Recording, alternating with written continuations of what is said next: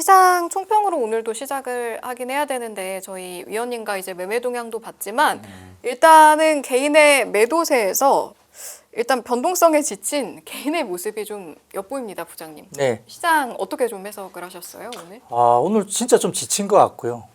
점심 때도 다른 좀 방송도 하다 보니까 1시간 방송 이제 점심 때 했는데 말이 안 돼요. 그러니까 진행이 안 돼요. 다들 막 화가 나셔가지고 이 모르는데 말하고 앉아 있다는 이야기들이 되게 많고 너희 때문이다부터 시작해서 왜 뭐 사과를 안 해부터 아주 이제 화가 많이 나셨고 오늘 보면 이제 시간 외에서 개인들이 조금 이제 매도를 줄이긴 했습니다만 장 끝날 때 보니까 2조 넘게 일단 코스피에서 매도가 나왔잖아요. 최근엔 좀 보기 힘든 매도 규모입니다. 근데 거기에서 외국인들은 만 1, 2천억 정도 조금 사줬고 그냥 뭐 산 건 아니죠. 그 정도니까. 그리고 기관도 어차피 현물을 팔고 이제 금융투자 쪽을 샀다는 거는 개인들이 좀 급한 거예요. 그러니까 손실을 보고 있잖아요. 현물에서. 그러니까 금융투자나 ETF로 가가지고 두 배를 레버리지로 내가 먹겠다 뭐 그런 심리인 것 같은데 금융투자 쪽에는 들어옵니다 자금이. 그러니까 개인들은 그쪽으로 가고 현물은 그냥 파는 거죠.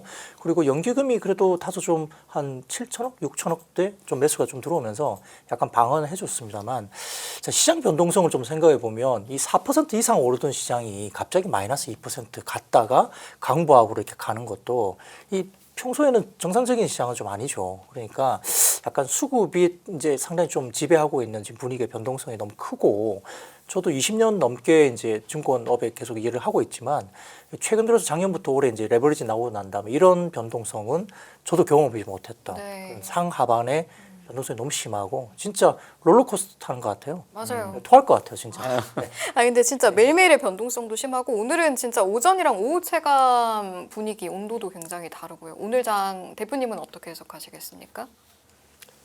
눕고 싶어요.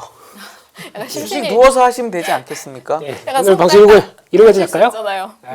예. 이러면 안 되지. 이제 연합뉴스 경제TV의 고품격 방송에서 이러시면 안 되고요. 지치는 장이었다 뭐 이런 말씀이시잖아요. 맞아요? 실제 저 같은 경우도 몸빵을 합니다. 무슨 얘기냐면은 들이대요. 그냥 어차피 단기 계좌 빨리빨리 움직이는 쪽들이고. 근데 이번 주 내내 한 게 뭐냐면 솔직히 보시게 되면 코스닥이나 아니면 또 저희가 대형주 빼고 중형주, 소형주까지 보게 되면 다 누워 있어요. 그러니까 저처럼 이렇게 다 누워 있어요. 그래서 응급실 가기 전에 뭐 응급실 갔다 온 친구들도 있고 이렇게 있는 사업 중에서 이런 종목이 여기까지 와 있다고? 그럼 들어가 보죠. 근데 그걸 또 빼버려요. 그러면 또 자연스럽게 손절. 이거 그냥 손절이 아주 다양하게 손절의 파라다이스. 이번 주 계속 그러고 있다 보니까 이번 주도 오늘 아침에도 그래서 오늘 아침에도 번쩍 그래서 그러다가 잠깐 눌렸길래 들어갔다 또 이렇게 와 이제 수익 나는구나. 그래서 잠깐 뭐 보다가 걸었는데 두 호가 차이로 체결 안 됐어요. 근데 가다가 쭉 빠지길래 또 그러고 있다 보니까 결국에는 막판에 이제 성공하게 되는 이런 상황이 되다 보니까 얼마나 승질이 납니까? 그래서 그냥 그렇다라고 해서 장기 계좌는 열어보지도 않아요. 열어보면은 숨못 그럴까봐. 그래서 이럴 때는 멘탈 관리가 제일 중요하기 때문에 그게 맞겠다 싶어서 대응을 하고 있는데 진짜 고생 무지하고 계십니다. 저희 특히 그나마 대형주도 좀 나아요. 뭐 61일선에서 뭐 어떻게 돌려볼까 아니면 뭐 그렇게 나오고 있는 쪽들은 그나마 낫습니다. 저 밑에 다 쳐진 놈 지금 뭐 어떡하라고요 저거. 그래서 보고 있으면 막 열불이 납니다. 보고 있으면은. 그래서 그래도 어떻게 하겠습니까? 그래도 시장 분위기 바뀌면 조금 나아지겠다라는 희망과 그 화이팅은 정신으로 봐야 되지 않을까요? 그래서 얘기 좀 해주세요, 위원님. 지금 25분 얘기했습니다 방금. 그러시구나. 갑자기 어제 밤 10시에 연락이 와서 제가 어쨌든 그러셨군요. 죄송합니다. 오늘 제가 다 할게요. 다 할게요. 넘기세요. 네. 부장님 저희 갖고 오신 거 이제 시장 이슈 보니까 오늘 사실 진짜로 개인 투자자분들이 많이 팔고 이제 기관이 좀 사 주셨잖아요. 네네. 요즘 수급 얘기 안 할 수가 없어서 네. 갖고 오신 거 수급 얘기 좀 들어보고 싶거든요. 네. 좋습니다. 우선은 이제 더 빠질까에 대한 고민들이 다시 있긴 해요. 오늘 뭐 점심 때도 아까 잠깐 말씀드렸지만 괜찮다 많이 빠졌다 그거 이야기 듣고 기다렸더니 더 빠져가지고 지금 난리가 났다. 개인들 대부분 그런 말씀들을 하시긴 한데 그래도 우리가 이제 시장이라는 게 이제 역사가 있고 통계가 있고 하다 보니까 그런 것들 무시할 수는 없잖아요. 그래서 뭐 수급 이슈가 있다 보니까 뭐 어디가 우리가 바닥인지는 사실 뭐 여기 계신 누구도 맞출 수는 없어요. 혹시 뭐 맞췄다 하더라도 제가 보기에는 그건 알고 맞춘 건 아닐 거다 생각을 하고 있는데 이 대략적인 현재 구간의 어떤 밸류나 이런 것들 좀 보는 게 좋겠다 생각이 들고요. 그래서 첫 번째 화면 한번 좀 보여주시면 우리가 이제 2007년 이후로 이제 금융위기가 있었을 때가 한 6.27배 정도가 PER이 아마 저점이었을 것 같습니다. 예, 그때가 뭐 금융위기라는 것은 어쨌든 시스템 리스크가 있었을 때고 이제 그 이후로는 그 밑으로 내려간 게 없었어요. 근데 어제 종가 기준으로 뭐 6.14배까지 PER이 빠졌으니까 이 시스템 리스크가 없는 상태에서 역사적 저점을 깨버리는 그런 이상한 상황이 생기다 보니까 이런 정도의 지표를 가지고 여기서 내가 밑으로 다 던지고 도망간다? 이건 좀 아닌 것 같다. 뭐 아프죠. 뭐 고점에서 많이 빠져 있고 또 5월, 6월 늦게 들어가신 분들은 상당히 좀 힘든 구간은 맞는데 그래서 좀 견뎌야 되는 구간이 아닌가. 그렇다고 해서 바로 뭐 이 정도 역사적인 저점에 왔으니까 들어가자라고 이제 공격적으로 사기에도 좀 다중 바닥을 좀 만들어주는 뭔가 보여주는 그런 자리가 좀 나와야 된다는 생각을 합니다만 가지고 계신 분들이 이제 여기서 도망가기는 좀 조금 애매한 자리다. 그러면 좀 시간이 있으면 좀 기다려주면 좋겠다 생각을 하고 있고요. 여기서 하여튼 손절하는 자리는 아니라고 생각하시는 거죠? 네네네. 네. 조금 더 수급은 좀 밀릴 수도 있겠죠. 네. 아무도 그건 장담할 수 없습니다. 네. 이제 과거에 보면 이제 그제 어제까지 이제 이틀간은 10% 이상 좀 밀렸습니다. 그제 어제 보면 7월 8일 종가 기준으로 이틀간 10.3%가 밀렸거든요. 과거 통계 자료를 미래에셋증권 자료를 좀 가져와 보면 뭐 닷컴 버블, 9.11 테러, 금융위기, 코로나 팬데믹, 엔캐리 청산, 뭐 이란 전쟁, 뭐 브로드 건발, 뭐 투심 악화 등등 이제 여러 이슈들이 이게 역사적으로 우리가 기억할 수밖에 없는 아주 큰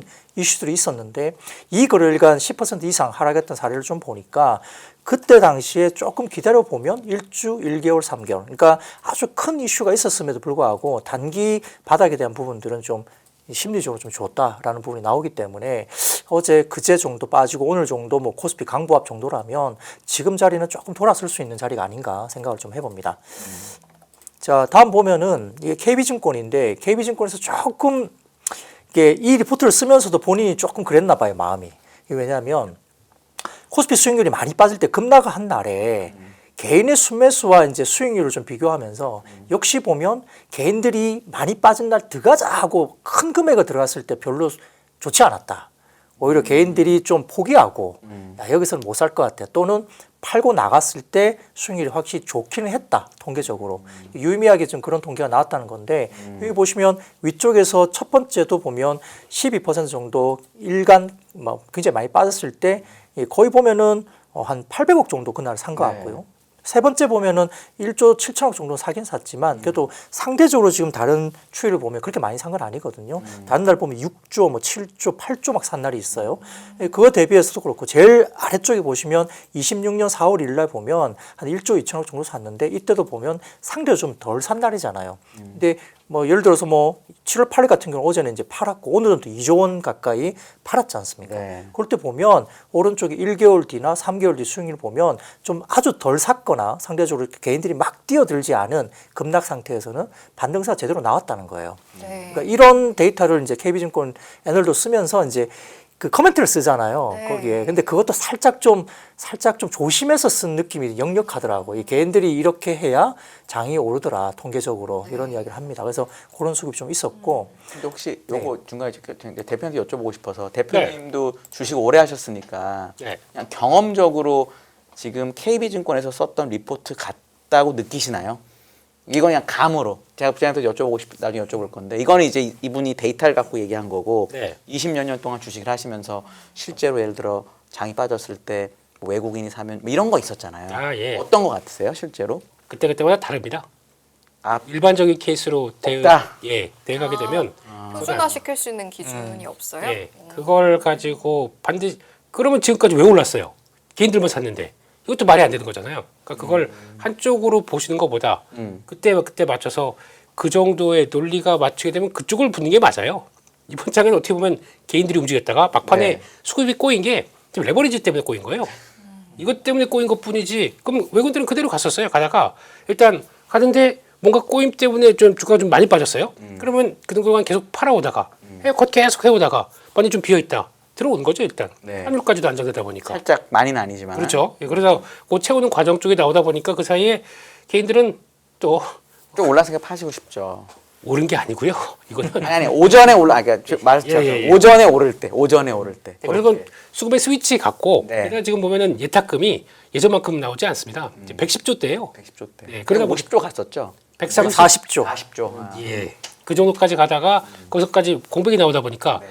일단 뭐 뒤에 받칠 것도 없고 그러니까 일단 그리고 또 요즘 보니까 그 얘기하더라고요. 어떤 일반적으로 기술적 분석하시는 분이 뭐 이거 뭐 아시는 분일 수도 있습니다. 그러니까 제가 그냥 그렇게 얘기하시더라고요. 모든 시장에 쭉 가다가 지수가 61선이 깨진다. 이거는 추세 끝났다. 다 매도하라. 그렇게 얘기를 하시더라고요. 그래서 일반 아직 60에서 안 깨졌는데 그래도. 깨졌잖아요. 스펙을 어제 깨졌습니다. 어제. 깨졌나요? 예, 깨졌어. 어제 61선 깨졌고 네. 코스닥은 201선 깨졌고. 코스닥이야 뭐.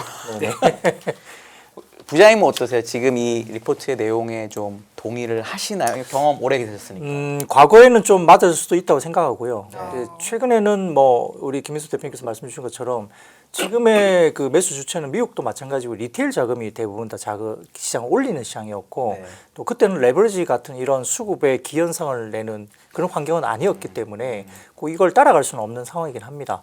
그러니까 뭐 똑같이 일률적으로 말하기는 좀 어렵긴 한데요. 근데 이제 어쨌든 개인들이 오늘은 좀 항복을 한 게 좀 보이기는 했어요. 네. 2조 원대 매도는 요즘에 보이지 않았던 매도거든요. 그러니까 어쨌든 단기적인 반등세가 이런 항복 구간에 좀 나오긴 하니까 평론적으로. 근데 그게 추세적인 반등으로 나올 건지 아니면 단기 리바운딩 뒤에 또 다시 한번 내려가면서 저는 이제 개인적으로는 좀 이렇게 다중 바닥을 만들어준 게 필요하다. 한 번에 올라가기는 좀 힘들다 생각하고 있습니다. 아까 그 말씀드리다 게 네. 61선이 깨져도 네. 그걸 무조건 믿으신 게 아니라 네. 저항이 좀 필요해요. 61선이 깨졌다가 거기서 이게 얼마나 눈치 보기가 심한 자리인데요. 그래서 한번 이탈됐다고 끝이 아닙니다. 그래서 이제 보통 이게 왜 이탈됐는지를 한번 보시게 되면은 수급 이슈가 더 커서 그게 이탈됐다 그러면은 언제든지 돌아설 수 있다. 그 여지를 남겨놔야지 깨졌으니까 무조건 팔아라. 네. 그러면 저가 매도밖에 안 될 수가 있어요. 지지는 왜냐 아까 부장님도 지금 손절하는 거는 의미가 없다 쪽으로 얘기해 주셨으니까 비슷하시죠 대표님도. 3일 단위입니다. 네. 빠졌다가 거기서 3일 내에 안착했다가 그게 또 못하다가 다시 밀렸는데 또 3일 내에 안착했다가 이런 단위로 그 안쪽에서 계속 막 지진다고 어우 멋진 표현이시네요. 지져주다가 그다음에 뜨거워 그래서 번쩍 올라가게 되면 그러면 이제 잘 지져진 거죠. 네. 그러면 그렇게 될 수도 있기 때문에 이거를 무조건 이탈했다 끝이다라고 일률적으로 보는 거는 어렵다 이렇게 보셔야 될 것 같습니다. 알겠습니다. 지금 약간 저점 통과했다고 볼 수는 있어요, 대표님? 어때요? 시장 상황 너무 어려운 질문을 했다 지금 굉장히 정말. 당황하시는데요. 누구도 알 수 없지만 잘못 말했다가 또 야단 누구도 알 수 맞을까 봐. 없지만 저희끼리만 얘기할게요.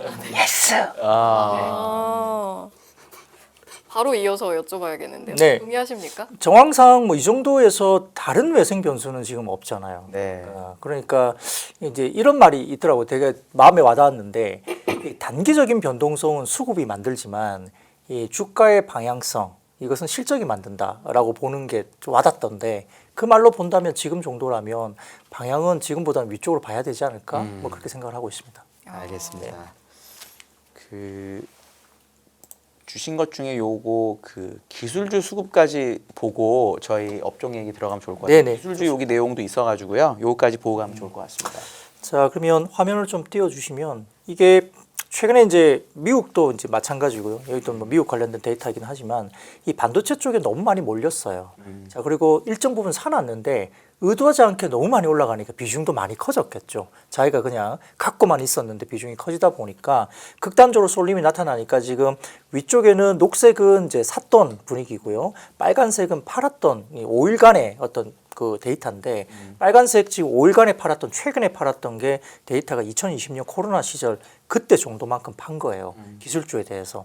그만큼 이제 쏠림이 좀 해소되는 과정으로 갔다는 게 한국뿐만 아니라 미국도 마찬가지고 그런데 자, 2020년도에 코로나 때는 이게 그때는 돈 버는 게 IT밖에 없었어요. 그래서 IT주만 올라가던 시절에서 이제 뭐 백신도 나오고 하다 보니까 좀 풀리고 사람도 나가면서 여행도 다니고 그러다 보니까 이제 소비재로 넘어가면서 IT를 그때는 팔고 나온 건데 엄청나게 팔았고요. 2020년 이후로는 처음으로 이렇게 많이 판 겁니다. 그러니까 그만큼 쏠림이 좀 완화되면서 매도가 나왔다. 그래서 완화됐다라고 보는 거고요. 다음 사진 보여드리면 그 어딘가요? 골드만삭스인가요? 이게 그 이렇게 이야기를 해요. 한국에 많이 오른 메모리 반도체를 팔고 중국 쪽에 관련된 AI 주식을 사라라는 권고 리포트가 최근에 나오기도 했습니다. 이 보시면은 위쪽에 검은색이 한국 시장에 관련된 추이고요. 아래쪽에 녹색이 이제 중국 항생 쪽인데 올라오잖아요. 항생 쪽은. 그리고 대만도 좀 살짝 슬로우해지는데 어쨌든 그런 리포트가 나오면서 중국 쪽을 팔고 어제 같은 경우에 1시 40분쯤인가 한국 막 메모리 반도체 난리 나고 어제 그때 급락을 하고 있었는데 어제 1시 45분에 홍콩 항쟁 지수가 그때 시간에 플러스 2%였거든요. 네. IT 테크주가 홍콩 항쟁 굉장히 좋았습니다. 그러니까 그런 것들이 수급 외출에 영향을 미쳤다 보이는 거고요. 그런데 일단 팔긴 팔았어요. 리밸런싱을 했어요. 그런데도 불구하고 지금 속스, 필라델피아 반도체 지수 관련된 ETF로 자금이 평소에 일간 레코드 하이 수준보다 4배 정도가 또다시 들어왔습니다. 이게 화요일 자료거든요. 화요일 네. 자료. 예. 54억 달러인가? 일간 가장 많이 들어왔던 일간 자료보다 이번 화요일 날이 기존에 가장 높았던 수준보다 4배 정도 더 들어왔으니까 역시 기술적으로 다시 들어오는 거예요. 그러니까 이렇게 자금이 또 몰리고 있다는 점도 우리가 좀 봐야 되니까 이 반도체를 받고 왔을 때 한국도 마찬가지고 미국도 아직까지는 이 수급을 보면 뭐 끝났다고 보지는 않은 것 같다. 네, 네. 이렇게 볼 수 있겠습니다. 알겠습니다. 대표님 이제 그 저희 장표 2개 갖고 오시는데 시장 장표 말고 업종 장표로 오늘은 좀 바로 갔으면 좋겠거든요. 이 시간에요. 저는 이제 30분이 지났는데 이제 네, 아니면 그래도 왜냐면 24분밖에 안 됐어요. 네. 6분 딴 얘기하고 아닙니다. 업종 얘기 좀 왜냐면 제가 왜 그러냐면 사실 제가 화요일 날 장이 되게 어렵다고 생각을 했지만 네. 그날 코스피 상승 종목 수가 그래도 한 400개쯤 됐었는데 오늘은 그때보다 장은 분위기가 조금 난데 더 적고 상승 종목. 그래서 사실 이게 순환매가 약한 건지 아닌지 모르겠고 네. 하면 코스닥은 오늘 상승 종목 수랑 하락 종목 수가 비슷하다고 하면 좀 거짓말이지만 그래도 많이 붙었더라고요. 네. 그래서 제가 업종을 화요일 날은 막 KTNG 오르고 이랬었는데 그거보다 좀 다른 느낌이 있어가지고 특히 예를 들어 서신제 로봇 이런 거 오르고 이래서 어떤 건지 좀 여쭤보고 싶었어요. 그러니까 일단 이쯤 되면은 이제 다 같이 초토화됐습니다. 거기서 이제 누가 먼저 일어나나. 그래서 이제 고개를 막 푹푹 들 때, 그러니까 두더지 잡기처럼 어떤 때 얘가 일어나고 어떤 때 얘가 일어나고 막 이렇게 될 겁니다. 네. 근데 다 조용, 내가 갈게 하고 큰 누가 탁 쳐서 이렇게 쭉 하고. 그것이 아닌 거죠. 오늘 그런 느낌이 약간 있어가지고. 근데 오늘 쭉 보니까 네. 코스닥에서도 반도체 소부장인 것 같아요. 느낌은.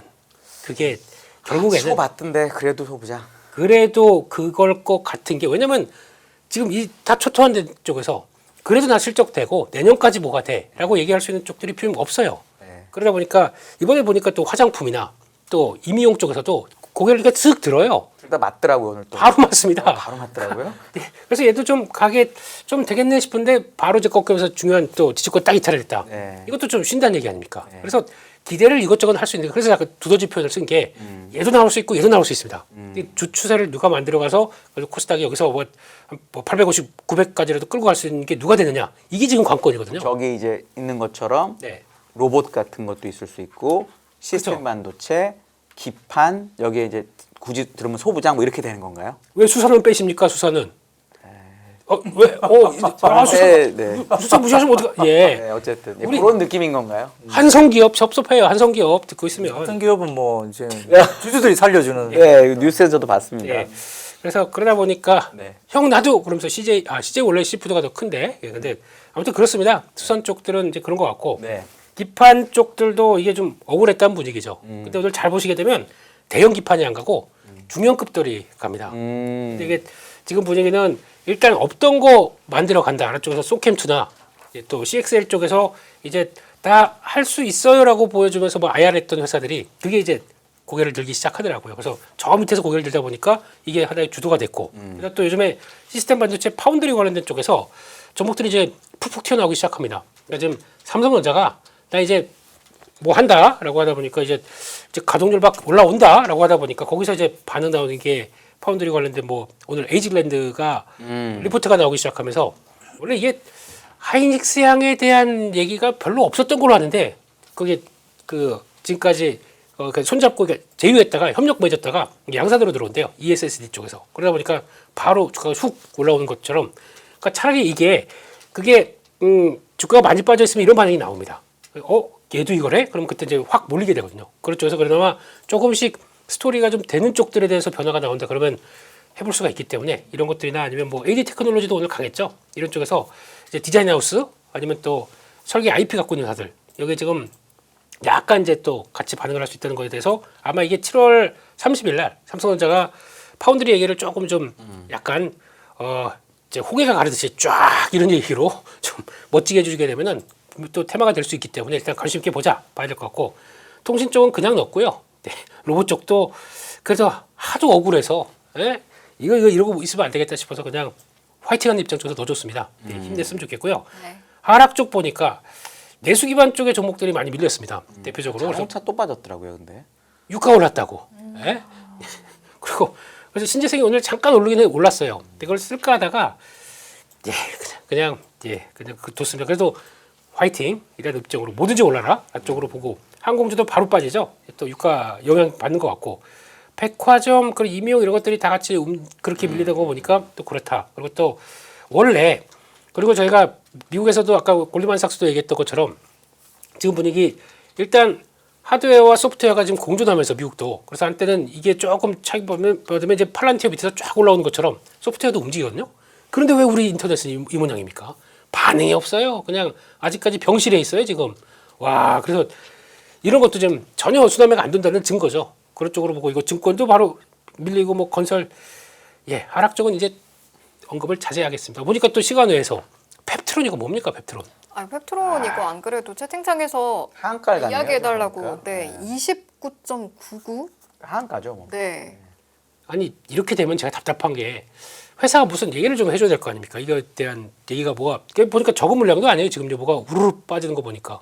근데 이걸 좀 이해를 해줘야 되는데 얘기가 안 나오다 보니까 그래서 이것저것 보는데 오늘 보니까 대전에서 신한투자증권에서 뭐 그 바이오 뭐라고 그러더라 그걸 행사를 했는 이벤트를 했는데 거기서 되게 좋은 얘기 많이 했대요. 많이 해서 뭐 그냥 그렇구나라고 했는데 그 끝나자마자 훅 밀리는 게 그래서 뭐 이게 찾아보니까 그런 얘기 있는 것 같아요. 그러니까 이게 2024년도에 지금 스마트 대포 기술을 활용해서 지금 일라이리 쪽으로 그 비만 치료제와 같이 연결시키려고 해서 2년 동안 이제 기술 협력을 맺었고 이제 또 중요한 성과가 나올 때가 이제 다 됐어요. 이게 이제 2년짜리입니다. 근데 이게 7월 1일짜리예요. 그러면 거의 뭐 계약서 해야 되는구나. 네. 안 했다는 얘기인가요? 아무 얘기가 없다 보니까 그래서 지금 그게 원래 근데 7월 1일까지 왜 오늘 그래요? 그러니까요. 그래서 원래는 그래서 거기서 또 추가로 2년짜리 계약이 연장할 수 있는 계약이 있대요. 근데 거기에 대해서 아무 얘기가 없다 보니까 이거 파기된 거 아니야? 라는 쪽에서 누가 던졌다고 얘기를 그렇게 나오는 것 같아요. 확인이 안 되니 뭐. 그러니까 그러면 이런 게 아니다. 저 사실 무구냐 이런 걸 얘기를 좀 해줘야 될 텐데 발빠르게 너무 가만히 없다 보니까 지금 시장은 진짜 그런 거 아니야? 라는 쪽으로 나오는데 그래서 그 반응이 어떻게 나오냐면 가만히 있던 알테오제는 막 6% 빠지고요. 나머지 바이오들이 또 그렇겠네요. 아이고 답답해라. 그러면 이게 그러니까 원래는 종목 하나에나 아니면 그것도 아직 확인된 것도 아니지 않습니까? 그런 쪽에 대한 사실들이 주가가 한가 갈 정도까지 간. 그래서 저희가 코스닥에 대해서 지금 마음이 안 놓이는 거예요 이게. 뭐 그러면 즉각 대처를 했다든가 아니면 이게 이렇게 해서 된 거니까 걱정하지 마십시오. 이런 쪽에 대한 주주들에 대한 반응을 좀 보여줘야 되는데 네. 안 되게 되면 이거 저희 어떻게 하라고요? 그냥 그럼 이게 되는 거야 안 되는 거야 뭐 종토박만 좀 날리고 이게 답답해라. 그래서 빠른 대처 아니면 그렇게 나오기 전까지 7월 달이 만기게 되면은 그 전에 이제 어떻게 될 것 같다고 얘기를 좀 해주시든가. 그렇습니다. 좀 투명하게 좀 해주셨으면 좋겠습니다. 사실은 저희가 지금 여쭤보긴 했는데 저희 오늘 방송 시작할 때부터 계속 펩트론 어떻게 된 거냐고 많이 물어보셨거든요. 지금 넥스트레이드에서 펩트론 하한가에 이어서 또 영향받는 다른 종목들까지 좀 어떤 의견이신지 한번. 사실 뭐 정확하게 제가 파악을 하지 못하고 들어왔기 때문에 뭐 내용은 정확하게 모르겠고 말씀 주셨던 내용들이 추정하건대 아마 그런 게 아닐까 싶어요. 뭐 제가 뭐 파악을 하고 들어온 건 아니니까 정확하지 않습니다만 나올 때가 됐는데 말이 없고 그다음에 만약에 행사를 했다면 그럴 것 같아요. 그 행사 때 7월 1일 날 말을 안 했어도 행사 때 뭔가 말을 해주겠지라고 생각한 투자자가 많지 않았을까요? 추정을 해봅니다. 제가 내용은 정확하게 모르지만 근데 오늘 행사 때 그 이야기가 없고 연장이라든지 뭐가 됐다든지 말이 없었다 그러면 아마 가지고 계신 좀 크게 가지고 계신 분들은 여기에 대해서 이거 안 됐구나라고 생각을 할 수도 있겠다라는 이제 추정을 해볼 수 있는데 정확한 내용을 저도 모르니까 다만 이제 연초부터 알테오젠 그 수수료율 뭐 이렇게 로열티율 때문에 스크래치가 한번 나왔고 삼천장 제약 때문에 스크래치가 났고 그러니까 이제 이런 것들이 이제 계속적으로 이제 케이스가 계속적으로 생기다 보면 엉뚱하게 다른 종목들까지 심리가 꺾이면서 이렇게 투매가 나오는 그런 현상도 코스닥이 워낙 지금 취약하지 않습니까? 예, 그러니까 받아주는 쪽도 없는 데다가 이게 던지게 되면 그냥 쉽게 좀 무너지는 그런 모습을 보여주는 거 아닌가 이렇게 생각이 듭니다. 네.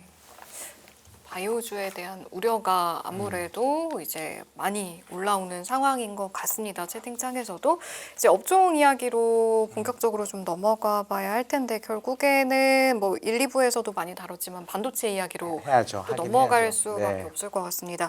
대표님이 가져오신 이제 이슈들 중에서도 워낙 이제 반도체 관련된 내용이 많기는 한데 거기에 앞서 좀 의견 여쭤보고 싶은 게 1, 2부에 우리 한상 위원님도 그렇고 지점장님도 그렇고 이야기 나눠봤을 때는 개인적으로는 조금 매수 타이밍을 그래도 노려봐야 하지 않을까라는 생각을 하시는 분들도 조금은 있을 것 같다라는 생각이 드는데 요즘에 반도체 투탑은 뭐 함부로 그렇다고 해서 주우면 안 돼. 언제 어디까지 떨어질지 몰라라는 의견도 사실은 혼재하잖아요.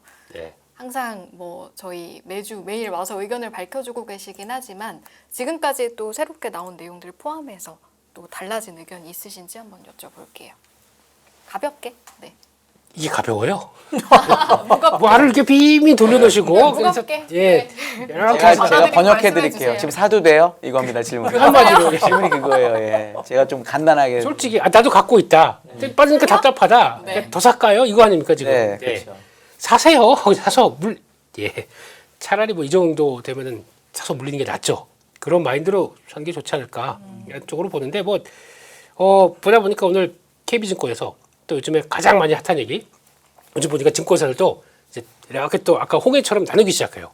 그래도 여전히 강성 쪽, 삼성전자, 하이셋에서 강성으로 보는 뭐 메리츠부터 뭐 아시죠? KB 이런 쪽들 다 강하게 보는데 이제 반대 세력들이 나오기 시작합니다. 그래서 어제 뭐 잠깐 얘기 드렸던 뭐 키움이나 또 BNK 금융지주가 상황 아주 옛날에 내리셨던 분이셔가지고 그거는 똑같아요 지금. 근데 이걸 안 바꾸면서 네. 얘기를 다 업데이트한 내용들이 나왔는데 결국은 그겁니다. 일단 지금 저희가 이제 논란이 많이 되는 것들 이렇게 반도체 실적이 잘 나오는데 이거 고점 아니야?라고 하면서 증가율 이거에 대해서 바라보면서 그럼 증가율이 이제 꺾이기 시작하게 되니까 증가율이 이렇게 가파르게 올랐다 이게 점점 좀 완화되기 시작하게 되면 고점의 신호다라고 얘기를 하면서 근거는 될 수 있겠죠. 그래서 모멘텀이 적다라고 나올 수가 있는데 이게 아직 저희가 사고 방식이 옛날의 사고 방식, 그러니까 고인물 약간 과거에 메모리 반도체 사이클을 몇 번 겪다가 계속 고점에서 놓쳤어요. 그러니까 안 되겠다 이거는 메모리는 사이클 아니야. 그러니까 사이클은 역시 좋을 때 팔아야 돼라고 하는 마인드가 그대로 있게 되면은 그분들이 맞습니다. 근데 이게 아니라 노노노노 지금 사이클이 그게 과거와 달라. 지금은 AI가 끌고 가는 사이클이다 보니까 그리고 또 그렇게 비싼데 그들이 산대요. 수요가 꺾이지 않아요. 그렇게 되면 그게 생각하는 것만큼 쉽게 고점에서 만들고 꺾이겠느냐라고 하면서 KB증권에서 나온 얘기가 이거 딱 하나입니다. 네. 반도체는 반도체는 이익 증가율이 아니라 이익 규모와 이익률이 중요하다라고 얘기를 하네요. 그래서 지금 과거 사례를 보게 되면 2017년도, 18년도 나왔을 때 EPS 증가율은 이렇게 갔다가 여기 이제 17년도 여름 때 날짜도 비슷하네요. 네, 아주 시기도 비슷하네요. 거기 갔다가 이제 증가율이 이렇게 꺾입니다.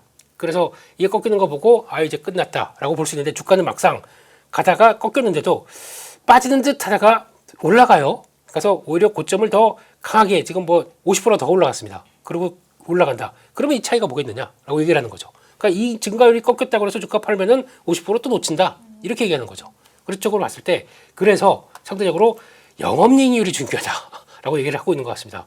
그러니까 영업이익률은 지금 뭐 다 책정하시는 것처럼 근데 지금 워낙 메모리 반도체 가격들이 그렇게 고가로 가고 있다 보니까 거기서 나오는 거는 이제 다 아실 겁니다. 뭐 이제 대부분 뭐 80% 70% 이렇게 찍고 있는데 거기서 큰 변화 없이 유지가 되거나 아니면 확장이 되고 있게 되면 이거는 그러면 이익 규모는 더 그대로 이제 매출만 반영되면 바로 커진다는 얘기죠. 그대로 반영되기 때문에 그렇게 되면은 지금 주가도 그게 더 신뢰성 있는 흐름이다. 그러면서 그렇게 됐었어야 그때 이익 증가 영업이익률이 딱 꺾이기 시작하면서 주가 빠진다. 이렇게 얘기를 하는 게 그림과 함께 딱 보게 되면은 오히려 딱 와닿긴 하네요. 네. 그런 쪽에서 봤을 때 저도 하게 되면 여기 한 표, 여기 한 표. 예. 자, 이렇게 가기 시작하는 거 보면 아직까지 그러면 이제 이익률이 좀 꺾일 때도 보게 되면 예전 같으면 고점을 찍었다 그래서 바로 꺾입니다. 근데 이번에는 그 장기 공급 계약 LTA가 있기 때문에 그게 그냥 유지가 과거처럼 이제 뚝 꺾이는 게 아니라 확장이 되기 시작한다 그러면 이렇게 그려질 거 아닙니까? 영업이율이 계속 버텨주는 쪽으로 나온다. 그러면 앞으로 어떻게 할까? 이거는 모르는 거예요. 근데 그게 꺾였다고 해서 여기서 주가가 반응이 나올까? 모르는 거예요. 그런 쪽에서 버티고 있게 되면은 아무래도 또 이렇게 되면은 와, 못 보던 영업이익률을 그대로 뭐 80%대 가까이를 찍고 있는 게 오래되기 시작합니다. 그럼 시장에서 바라보는 거는 그러면 이거 멀티플을 상승, 어제 드린 얘기입니다. 이게 멀티플을 상승해줘야 돼, 그 확장시켜야 되는 거 아니야? 그럼 그때 주가는 폭발합니다. 그런 게 한번 나와요. 그게 그래서 이제 TSMC 얘기를 많이 하는 거죠, 저희가. 그래 과거 파운드리 10배 받는 거 고점이라고 했던 게 20배를 받기 시작한다. 그래서 한번 상승했던 그런 과정들까지 보게 되면 그걸 발을 기대하는 마음으로 네. 그렇게 보는 거죠. 네. 이 타이밍에서 지금 부장님께 딱 여쭤보면 좋은 네. 게 오늘 가져오신 이슈 중에 제가 제 눈길을 확 사로잡은 게 반도체 고점 찾는 방법. 네, 그게 네. 저거예요, 저거. 그쵸? 똑같은 자료 네. 가져온 거예요. 그럼 네. 딱 이거 완벽하게 동의하시는 거네요? 네, 저도 원래 그 매크로 시장을 보는 매크로 보는 애널리스트하고 이제 얼마 전에도 같이 뭐 자리를 좀 했는데 그분 말씀도 이제 3분기 때 반도체 쪽에 대한 영업이익률 증가율이 좀 완만해지기 때문에 그 시점에 시장이 조금 쉬어갈 가능성이 있고 그 뒤에 이제 좀 조정 이후에 다시 가는 그림으로 본인도 그렇게 생각을 하고 계시더라고요. 근데 이제 그걸 이제 KB증권에서 좀 반박하는 리포트가 오늘 나온 게 저 자료거든요. 그래서 그게 이제 날짜로 봐도 그렇고 그때 당시에도 영업이익률이 좀 줄었지만 절대 이익률이 안 꺾이면 계속 가다라는 게 이제 시기적으로 이게 최근 이야기가 아니고요. 아까 그 자료 보시면 2013년도 이야기예요. 그때도 그랬다는 겁니다. 그러니까 그때 막 사이클론이 팽배했을 때에도 이익률 증가가 조금 처지면 뭔가 꺾인다는 생각을 했었는데 실제 주가는 그와 상관없이 절대 이익률이 안 꺾였을 때 계속 주가는 가더라. 그때도 그랬다. 이제 그건 충분히 공감할 수 있는 내용들이고요. 최근에 이제 불확실성이 너무 많았죠. 사실 뭐 메타가 뭐 갑자기 클라우드를 뭐 임대해가지고 수익을 내겠다고 이렇게 하니까 뭔가 남아 돌아가는 거 아니야? 이 생각을 했기 때문에 시장이 사실 좀 파장을 일으켰는데 메타 같은 경우에는 아주 고사양급에 있는 것들을 임대하지는 않고요. A100이나 아주 낮은 사양 일부를 좀 임대하는데 그것도 웃긴 것이 며칠 만에 갑자기 캐나다에 130억 캐나다 달러의 1기가와트 정도의 데이터 센터를 또 투자한다 나왔어요. 그렇다면서요? 그러면서 뭐 컴퓨팅 파워가 모자라다 또 이야기를 해요. 그러니까 며칠 전 이야기하고 너무 다르잖아요. 그러니까 이제 이번에 약간의 임대가 나가는 클라우드는 이게 이런 것 같아요. 뭐 지금 AI를 잘하고 있지 않지 않느냐 주주들이. 그래서 너 어떻게 돈 벌 건데 그러니까 ROI 그러니까 우리 자기 자본 대비 뭔가 이익을 좀 땡겨야 되는 게 있다 보니 달래기 위해서 이렇게 하면서 수익을 좀 올리겠다 이런 이야기를 좀 한 것 같기도 하고요. 일각에서는 약간 의심의 눈치로 보는 게 메타도 뭔가 시장에서 돈을 좀 땡기려고 그런 거 아니냐. 증자 등을 포함해서 투자를 해야 되니까 그것 때문에 ROI를 좀 개선시키면서 증자를 하기 위한 조건을 좀 만드는 거 아니냐 이런 의심도 좀 있습니다. 어쨌든 며칠 만에 입장이 바뀌면서 캐나다에 이렇게 투자를 한다 그러니까 일단 불확실성은 좀 완화가 된 것 같긴 해요. 자, 그런데 화면 짧게만 몇 개만 좀 네. 볼게요. 자, 여기는 골드만삭스입니다. 이게 이제 연초에 얘네들이 이렇게 뭐 디램, 낸드 추정, 그러니까 시장이 어떨 건가 일단 추정을 쭉 했는데 밑에 보면 유리기판도 있고 MLCS도 있고 기판도 쭉 있고요. 다 있는데 그냥 디램과 낸드만 보자고요. 제일 위쪽에 보면 이게 좀 이렇게 붉은 붓으로 보이는 게 매우 타이트하다는 거고요. 노란색이 타이트, 밑에 쭉 들어가면 밸런스가 있고 쭉 있습니다. 근데 이 디램과 낸드 쪽의 위쪽의 자료를 보면 27년 2분기까지 붉게 돼 있거든요. 근데 이게 이전 자료를 좀 비교해 보면 여기가 노랗게 돼 있었어요. 그러니까 26년 말까지는 매우 타이트한데 27년 정도부터는 조금 타이트가 좀 둔화되면서 그냥 일반적인 타이트 정도로 간다라고 봤는데 이걸 이번에 업데이트를 하면서 매우 타이트로 바꾼 거거든요. 그러니까 27년 2분기까지는 엄청 타이트하게 갈 거야 라고 좀 연장을 시킨 겁니다. 그래서 이것도 최근에 뭔가 불안정한 여러 가지 매크로 이야기가 나오고 있지만 이 골드만삭스에서는 여전히 강력하다고 보고 있는 것 같고 자, 다음 이거는 이제 이것도 뱅크 오브 아메리카인데요. 보면 빅테크, 알파벳과 메타와 아마존의 캐펙스 전망치를 그들이 이제 이야기를 했는데 이제 각각이 26년, 27년, 28년 이렇게 색깔을 세 개로 나누어서 전망했는데 알파벳 같은 경우도 오른쪽이 그 전에 본인들의 전망치고요. 왼쪽이 이번에 다시 업데이트한 전망치입니다. 그러니까 오른쪽의 전망치 26, 27, 28 전망치와 지금 업데이트한 26, 27, 28 전망치를 보면 대부분 다 상향 조정되고 있어요. 이 메타도 마찬가지고 지금 아마존도 보면 오른쪽에 이전의 전망치보다 업데이트된 최근의 전망치가 다시 올라가고 있거든요. 그러니까 이거는 상당히 좀 의미 있게 바라보고 있는 게 공통적으로 바라보고 있다는 거고. 자, 그리고 여기 보면 뱅크 오브 아메리카 보시면요. 이게 블랙웰, 그다음에 블랙웰 울트라, 루빈 울트라 갈 때 항상 모델이 변하면서 다음 제너레이션, 다음 어떤 GPU의 세대로 넘어가는데 세대당 넘어갈 때마다 렉당 HBM의 달러 기준 가치가 기존 대비 5배로 올라간다는 이야기를 하고 있어요. 그만큼 이제 가치를 계속 올리면서 가격도 올라가면서 굉장히 좋을 것이다. 강력한 신호를 보내고 있어서 자, 이런 데이터 베이스로 봤을 때는 업황 자체가 꺾이기에는 조금 어렵지 않나 이런 생각을 해볼 수 있겠습니다. 그럼 이제 여기 갖고 오신 것처럼 고점을 알려는 건 아직 시기상조다. 뭐 이렇게 아직은, 답이 나오는 건가요? 예, 저는 좀 멀었다 생각하고요. 항상 보면 과거에 뭐 우리가 뭐 닷컴 버블 때도 한 5년간 정도 이루어졌던 장기간의 그 시점에서 3년 좀 넘어가면서 한번 출렁임이 있었거든요. 네. 그러고 난 다음에 2000년 3월이 마지막 피크였는데 1999년 10월부터 2000년 3월까지 5개월 만에 나스닥 지수가 2배가 올랐습니다. 네. 마지막 불꽃이. 그게 버블을 만드는 거거든요. 그래서 저는 한 6분 응선 정도까지 시장에 온 거 아니냐. 벌까지 갈지는 모르겠지만. 근데 그때와는 달리 지금은 또 어닝이 받쳐주면서 가고 있잖아요. 그래서 좀 다르긴 한데 아무튼 아직까지는 완전히 뭐 끝났다고 내려앉기에는 좀 이르다 생각을 갖고 있습니다. 알겠습니다. 저희 그리고 이제 이거를 꼭 좀 물어보고 저도 싶은데 CXMT가 7월 아마 23일이나 4일쯤 상장할 것 같아요. 오늘 일정이 나왔거든요, 대략. 네.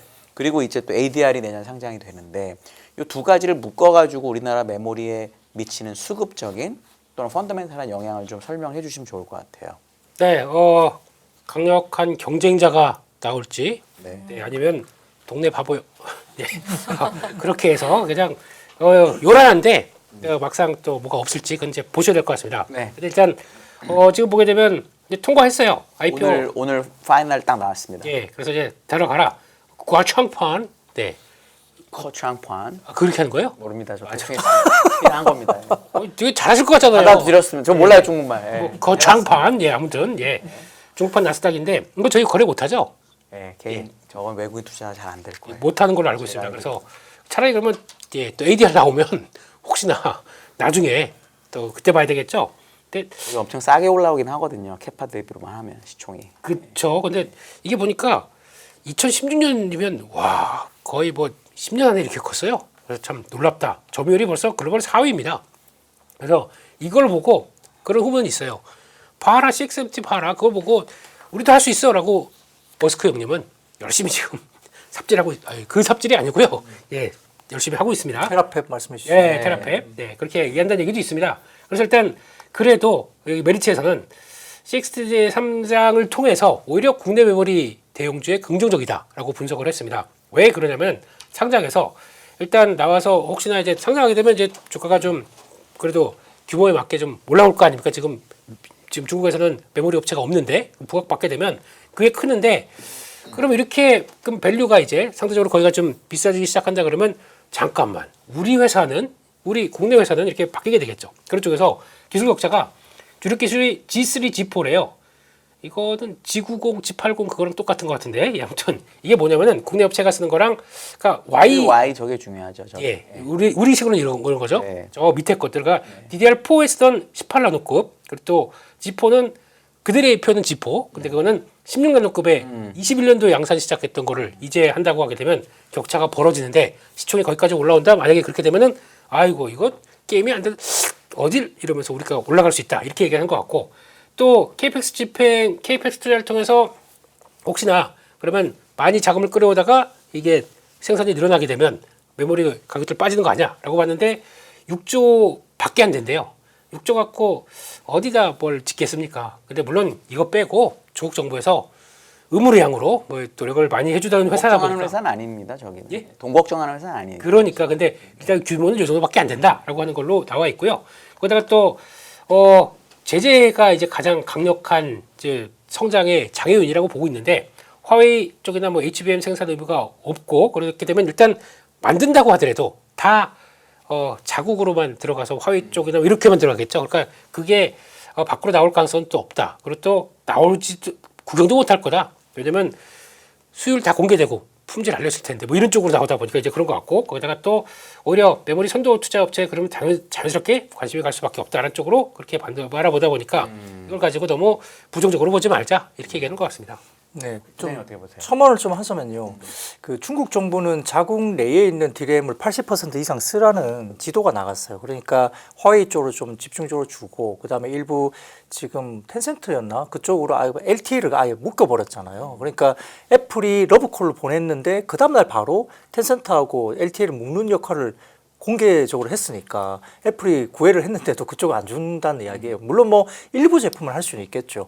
중국 내에 팔고 있는 애플 저가 제품은 조금 받을 수 있는데 근데 오늘 뭐가 나오냐면 이 CXMT의 그 IPO 관련된 본인들이 이제 IPO 할 때는 무슨 보고서를 하나 내잖아요. 우리가 이렇게 할 거고 우리 회사는 어떻고 거기에서 본인들이 이제 기술 격차를 인정을 하기도 했지만 그 보고서를 좀 보면 HBM과 관련된 투자 관련된 구체적인 언급이 하나도 없습니다. 그러니까 이번에 조달을 해서 자금을 갖고 와가지고 우리가 상장을 하면서 HBM에 대규모 투자를 할 거다 이런 내용이 하나도 없기 때문에 HBM 쪽에 방점은 없는 것 같다 이야기 나오는 거죠. 그러니까 단기적으로 HBM 증설이 일단 없다고 보는 것 같고요. 두 번째로는 지금 이제 현재 개발을 하는 것으로 지금 추정되고 있는 HBM3, 3E 4세대 HBM 8단 제품이 수율이 지금 25% 정도밖에 안 나온다. 물론 중국은 정부가 밀어주니까 야, 수율 안 나와도 무조건 만들어. 나머지는 우리가 보존해 줄게. 그러면서 이제 밀고 가는 거긴 한데 여러 부분에서는 수율이 그렇게 안 나온 상태에서 물건을 많이 내기가 좀 어려우니까 아무래도 좀 제한적이지 않느냐. 그래서 일정 부분 이것 때문에 우려가 돼서 뭐 DRAM 가격이 나중에 뭐 물량 때문에 폭락할 수도 있고 경쟁이 붙어서 어렵다 이런 말씀 하시겠지만 지금은 좀 그 영향은 좀 미미하지 않을까. 나중은 모르겠어요. 그리고 HBM 기술도 한 2, 3년 정도는 늦기 때문에 좀 쉽지는 않을 것 같다 생각을 갖고 있습니다. 알겠습니다. 이제 ADR 얘기도 좀 해주시죠. 많이 궁금해하셔가지고 준비해 오신 것도 있으니까. 아니 뭐 우리 다 종결하셨지 않습니까? 25분 동안 그냥 딱 해서 이렇다. 계속 다른 질문이 의견도 계속 필요하죠. 들어와요. 다른 의견도 필요하죠. 어떻게 제가 뭐 저는 모릅니다. 다양한 의견을 듣고 아이닉스에 아는 사람도 없고. 얘기 다 하셨잖아요. 다 들었어요. 뭐 저 하지 마라. ADR 해주시죠. 빨리 프리미엄 없다. 우리 거 살아. 이 얘기 아니 해주시죠. 네. 그렇습니다. 근데 이거는 아, 블룸버그에서 나온 얘기 그대로 따와서 네. 그냥 기사 내용들 그대로 한번 보시게 되면은 네. 일단 거기는 되게 그러니까 하루 종일 증권 방송에서 CNBC나 거기서는 계속 얘기만 합니다. ADR 가지고 막 기술적 분석하고 하이닉스 기술적 분석을 하고 있어요. 지금 그들이. 그래서 거기서 나온 새로운 주식이 들어오는 거랑 마찬가지니까요. 그렇죠. 근데 얘가 엄마니까 엄마의 모습이 이랬다. 그러니까 그걸 가지고 와서 뭐 그래서 그동안에 아까 잠깐 얘기하신 얘기 이거를 싸게 만들기 위해서 뭐 외국인들을 매도했다. 그래서 여기까지 빠졌다. 그래서 거기다 마지막에는 그들이 또 레버리지 얘기까지 하더라고요. 한국에 특화된 레버리지가 들어오다 보니까 그걸 셀로프 시켰대요. 투매를 유도했대요. 별 얘기가 다 나오더라고요. 그러니까 완전히 소설도 참 그렇게 쓰고 있는 것 같습니다. 근데 거기서 TSMC 공식을 그대로 밟는다라고 얘기를 하는데 그러니까 뭐 이건 다 아시는 얘기인데 이제 등록 한도를 전체 주식의 25%까지 열려놨다. 앞으로 이거 더 밀어넣을 수 있는 거 아니냐 라는 쪽에 대한 기대감도 좀 크다는 것 같습니다. 그러니까 어떻게 되냐면은 지금 이거를 또 우리 PD님이 이렇게 그 만들어 놓으셨네요. 그러니까 가방이래요, 가방. 그래서 코스피 본주죠. 본점 매장에서 이제 구매해서 그러니까 이제 보관을 하는 과정 쪽에서 요거를 이제 그동안 팝업 스토어 나스닥이라고 합니다. 이거는 이게 바뀌어야 되는데 나스닥이 이거 이제 팝업 스토어가 바뀌어야 되는데 그냥 국뽕이 차 있는 거예요. 그러니까 이제 일단 팝업 스토어에 상품을 나오게 되면 이렇게 됐을 때 그러면 와, 뭐 그런 종목이 있네 그러면 올라갈 거 아닙니까? 탄력을 받게 되면은 거기서부터는 그러면 그동안 갖고 있었던 것들이 더 가치가 올라간다. 라는 쪽에서 그걸 이해하면서 오히려 최종적으로는 가치가 다 올라간다. 그러니까 결국에는 ADR이 이제 얼만큼 인기가 있느냐가 제일 중요하겠죠. 프리미엄이 얼마나 받느냐. 근데 그걸 가지고 그러면 일단 지금 당장은 그러면 그거 가지고 비싼 거니까 이거 여기서 사서 이쪽으로 넘기면 될 거 아닙니까? 아직은 전환이 안 돼요.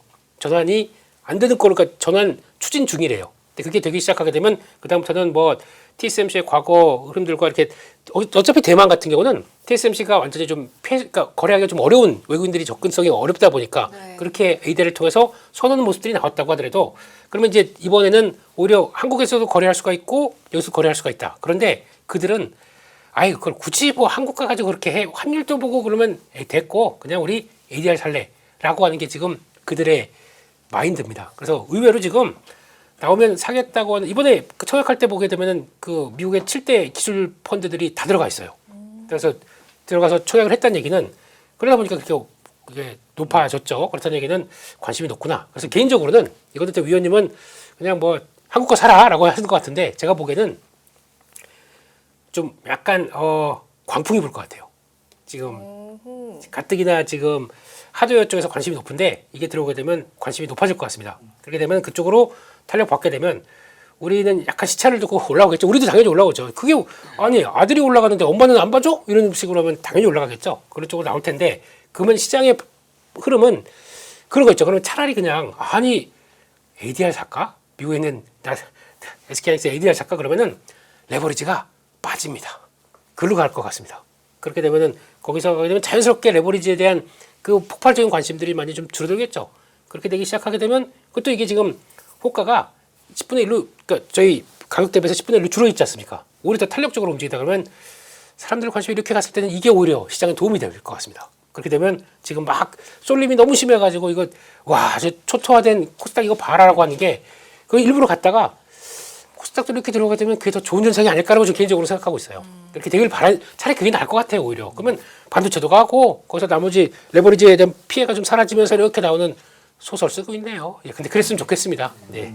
이게 바람의 영역이라면 네. 어떻게 될 것 같다라는. 그러니까 말씀 주신 게 딱 그 UBS가 그 말을 했어요. 그러니까 한국에 있는 본주 팔고 ADR 사라. 그게 이제 첫 번째는 이 거래하는데 이제 좀 비용이 좀 ADR 사는 게 좀 적다는 거고 미국에서 두 번째로는 이제 환율 이런 것들 어떻게까지 다 하면서 살 거냐. 그러니까 ADR을 사는 게 낫다. 그래서 한국에 있는 본주를 팔고 ADR을 사라. 이렇게 UBS가 공개적으로 이제 리포팅을 했고요. ADR이 이제 2.5% 이제 이야기가 되는데 아까 더 열어놨다 그랬잖아요. 그렇게 되면 이제 현물 관련된 부분들이 더 이제 C가 좀 마를 수 있는데 일정 부분에서는 지금 ADR을 사면서 오늘 청약이 7배고 일단 흥행은 성공할 것 같아요. 이제 그런 부분도 수급이 들어오고요. 필라델피아 반도체 지수의 편입 가능성도 있습니다. 그럼 패시브 자금들이 이제 편입을 하게 되면 좀 큰 자금들이 ADR을 일단 들어오게 되면 이제 주가 상승에 대한 촉매도 수급적으로 좀 긍정적이다 바라보는 거고 아까 지금 진행 중이라고 말씀드렸던 한 가지 중요한 변수가 뭐냐면 전환되는 그 비율을 좀 높여주면 더 좋을 것 같아요. 그러니까 일반적으로 블룸버그 통신의 통계에 따르면은 지금 ADR이 일반적인 본주보다 평균적으로 한 15% 정도 높게 프리미엄을 받았다는 통계가 있거든요. 그러면 좀 비쌀 거란 말이에요. 근데 거기서 비싼 거 사서 ADR을 현물로 바꿔주는 비율이 높아지면 바꿀 수 있잖아요. 싼 걸로. 예, 그러니까 그 비율이 좀 좁으면 좀 그렇지만 그 비율이 좀 넓게 좀 넓혀지면 여기서 사가지고 싼 걸로 바꿀 수가 있으니까 그러면 여기도 올라가는 효과가 생길 수 있으니 뭔가 그런 환경이 조성된다면 나쁘지 않고 그러면 하이닉스가 올라가면 전자도 당연히 밸류를 봤을 땐 같이 좀 따라 올라가는 그런 모습이 나타나니까 좀 긍정적인 어떤 이벤트가 되지 않을까 생각하고 있습니다. 네. 닉스 관련된 내용도 오늘 좀 자료 가져오시지 않으셨나요? EPS 생각이라든지. 네, 그게 아까 우리 민순희 대표님께서 KB증권 말씀하셨던 고점을 잡는 자리 그 자료가 똑같은 자료 가져왔습니다. 알겠습니다. 시간이 있나요? 아니면 마무리해야 되나요? 왜냐면 마지막에 시간이, 코스피가 네, 가볍게 가능할 간만에 것 같아요. 코스닥이 네. 코스피보다 많이 올라서 요거 대응하는 질문은 그래도 궁금해하실 것 같아서 간단하게 두 맞아요, 분한테 맞아요. 여쭤보고 네. 싶습니다. 오늘 진짜 아주 오랜만에 코스닥이 코스피보다 조금이라도 더 올랐는데 너무 울고 싶네요 지금 보니까. 그래서 그래도 혹시나 그러니까 반도체 없고 나는 코스닥밖에 네, 없어 하는 분들. 또 근데 오늘 또 페프론 이렇게 돼서 또 어떨지 모르겠는데 어쨌든 그래도 그렇습니다. 그래서 코스닥이 저는 이제 코스닥을 볼 때 그러니까 계속 강조드리지만 지수를 보시면 답이 없다. 소부장. 섹터로 봐야 된다. 이거 답을 내리시면 어떻게? 아까 얘기해 주셨잖아요. 아, 근데 좀 이렇게 들어가서 얘기하기 좀 놔주세요. 시간이 별로 없어가지고. 그래서 그래서 결론은 섹터가 중요할 것 같은데 섹터 주도가 뭐가 될 것이냐 그러면 그냥 소부장이 맞겠다는 생각 여전히 하고 있습니다. 네. 부장님 어떻게 보세요? 이런 것 같아요. 그러니까 3분기 넘어가면서 여전히 반도체가 주도를 할 거냐의 문제가 관건이 갈려 있어요. 여전히 반도체가 주도를 하게 되면 역시 수급은 뺏길 것 같습니다. 지금 레버리지 상품의 가장 피해는 코스닥이거든요. 그러니까 결국은 이쪽으로 가게 되는데 만약에 반도체가 쉴 때 어떻게 하냐 이 부분인데 그때는 이런 아이디어가 있죠. 이 3분기에 YY 그 이익의 증가율이 나올 텐데 그게 3분기에는 아무래도 조금 슬로우해질 거예요. 상반기보다는. 네. 그러면 이제 그것보다 좀 나은 쪽 반도체 좀 쉴 때 전년 대비 이익률의 상승폭이 반도체보다 좀 나은 쪽이 눈에 갈 수밖에 없거든요. 네. 그럼 나래비 세워보면 처음에는 2차 전지, 그 다음에 엔터미디어, 그다음에 IT 하드웨어, 그다음에 방산 이런 것들이 이 반도체보다 좀 높습니다. 근데 2차 전지나 미디어는 작년에 적자가 너무 났기 때문에 그 기저효과 때문에 너무 빨리 오르니까 이건 빼고 네. IT 하드웨어나 방산이 반도체보다 높은 이익률을 보인다면 소비재까지 그런 것도 좀 기회가 있지 않을까 생각하고 있습니다. 네, 네. 여기까지 듣고 마무리하겠습니다. 김민수 대표님, 박근영 부장님과 함께 했고요. 저희도 이만 인사드리고 물러갈까요? 네. 함께 해주신 여러분 감사합니다. 하나, 둘, 셋. 빠밤. 빠밤.